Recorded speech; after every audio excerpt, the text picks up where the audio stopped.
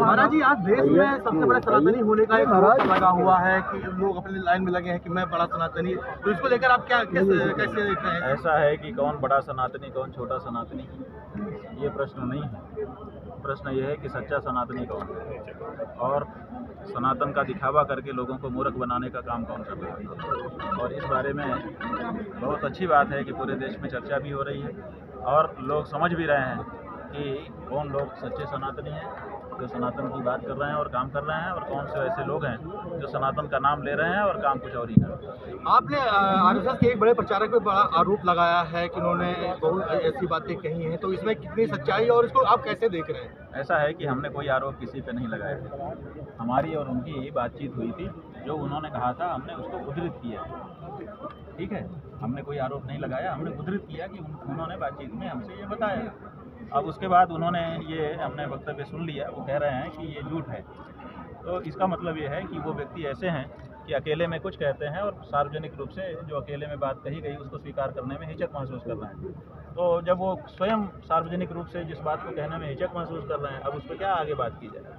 अभी आपने मुद्दा उठाया है कि योगी जी मठाधीश हैं प्लस मुख्यमंत्री हैं, तो इससे पहले भी देश में एक कानून ऑफिस एंड प्रॉफिट लागू हो चुका है कि हम नेताओं के ऊपर इस तरीके की चीजें लागू नहीं होती हैं, तो आप इस ऐसा है कि नेता के ऊपर क्या लागू होता है क्या नहीं लागू होता है वो अलग बात है, लेकिन एक धार्मिक के ऊपर जो लागू होता है वो धर्मशास्त्र के अनुसार होता है।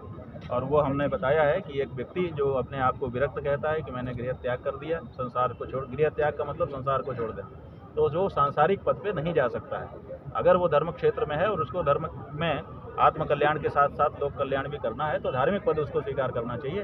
वो सांसारिक पद, जो संसार छोड़ चुका उसको सांसारिक पद फूंक करके चाट लेने जैसा, ये बिल्कुल अस्वीकार। बिरूषण सिंह ने कहा है कि देश में दो ही खलनायक है, एक मुसलमान है एक स्वर्ण है, क्या कहेंगे इसमें? ऐसा है कि उनकी राजनीतिक ये बयानबाजी है, उसमें हमको कुछ बोलने की जरूरत, अगर ये धर्म से जुड़ा हुआ प्रश्न होता तो हम बोलते। महाराज जी, आप बहुत बड़ा मुद्दा बनाया है, आपको लेकर आपकी बातें हर मंच पर शेयर कर रहा है, तो क्या हम कहते हैं कि हम शंकराचार्य हैं, हिंदुओं की बात कर रहे हैं, गौ माता की बात कर रहे हैं। जो पक्ष है इस समय सरकार में, जो पार्टी है, वो हमारी बातें क्यों नहीं कर रही है? करना तो उसको चाहिए, लेकिन वो नहीं कर पा रही है, इसीलिए विपक्ष को मौका मिला है, इसीलिए विपक्ष कह रहा है। गौ रक्षा की बात आखिर भाजपा क्यों नहीं कह पा रही, आखिर मुख्यमंत्री क्यों नहीं कर पा रहा है?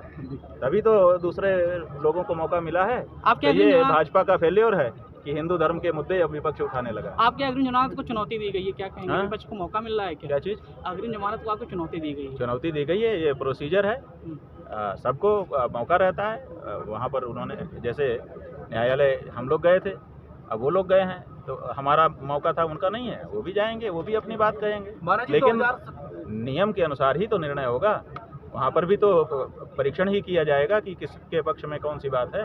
2027 का चुनाव नजदीक है, आप कैसे पार्टी को सपोर्ट करेंगे? क्योंकि भी हमने कह दिया कि सनातनी हम हैं और हम सनातनी विचारधारा लेकर के जो पार्टी आएगी। अभी बीच में अखिलेश यादव ने कहा है कि हम लोग शुरू से गौ रक्षक हैं, गौ पालने वाले हैं, तो आप ही के मुद्दे को लेकर उन्हें बात किया था। व्यक्तिगत रूप से कौन क्या है वो एक अलग बात है, और पार्टी का क्या प्रस्ताव है और क्या निर्णय है वो अलग बात है। तो अभी समाजवादी पार्टी की ओर से गौ माता की रक्षा का प्रस्ताव आना चाहिए।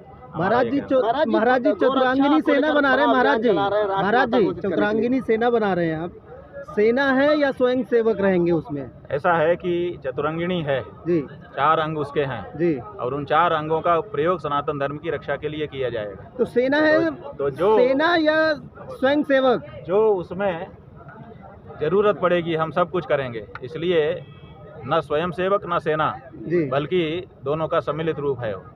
जब जरूरत पड़ेगी, जैसे हमारी माँ भी होती है और जरूरत पड़ने पर रणचंडी भी बन जाती है, बस वही समझ लो कि चतुरंगिनी भी वैसी ही है। जहाँ प्यार मिलेगा वहाँ प्यार देंगे, और जहाँ दुत्कार मिलेगा वहाँ दुत्कार मिलेगा। चतुरांगिनी में जुड़ने के लिए कैसे जुड़ सकते हैं? उत्तर प्रदेश में भी आपको एक सनातन के लोग, सनातनी वोट जब पड़ेगा, अगर हम यहाँ के निवासी हैं, मतदाता हैं, और अगर हम चाहते हैं कि हम किसी सनातनी विचारधारा के व्यक्ति को वोट करें, तो वो वोट कौन लेगा? अगर कोई पार्टी जो पहले से स्थापित है अगर कहे कि हम सनातनियों की भावना के अनुरूप कार्य करेंगे तो हम उसको देंगे, और नहीं तो हमारा आदमी खड़ा होगा। सीधी बात है, इसमें कोई गणित नहीं है। महाराज जी, तो वर्तमान सरकार गौरक्षा नहीं कर पा रही, कहाँ कर पा रही है? गौशाला बनवा रहे हैं वहाँ, कहाँ कर गौशालाओं की हालत तो दिखा दो। एक गौशाला में जाके रिकॉर्डिंग करके दिखा दो। हालत खराब है, पंजर पड़े हैं गायों के, नोची जा रही हैं, चीथी जा रही हैं गायें, भूसा नहीं है।